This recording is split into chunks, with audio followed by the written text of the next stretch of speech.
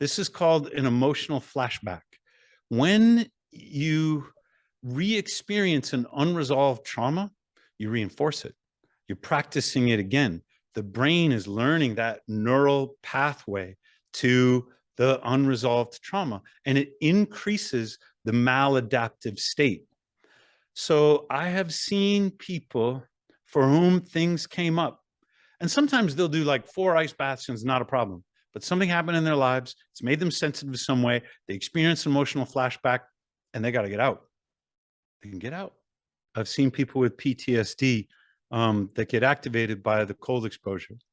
So we have a rule: no coercion. There's no peer pressure. There's no shame. There's no moral judgment. You must get into the cold of your own volition and come out of your own free will. My daughter did this with one of her Krav students. I don't think that woman did 2 seconds.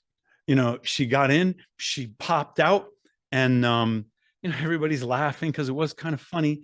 And my daughter's like, way to go. You just got like the first benefit, which is you did something really hard that scared you. That's the most important benefit. Mike Mutzel, he talks about microdosing the cold. He's like, do 15 seconds, because those 15 seconds you had to get over a psychological hurdle, and you did it. And get out. You prove your point.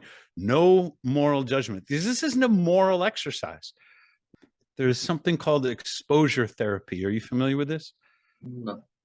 When done correctly, it's incredibly therapeutic, because they extinguish the fear out of say, the phobia, by titrating their experience with the phobia in these tiny little drop-like increments.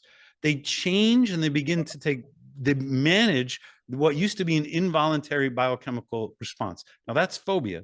A similar thing can happen with unresolved trauma.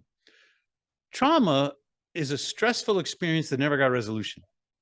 Like, we can have stress, but if we're not immobilized, if we remain empowered, it can actually be good for us, make us stronger, like exercise does.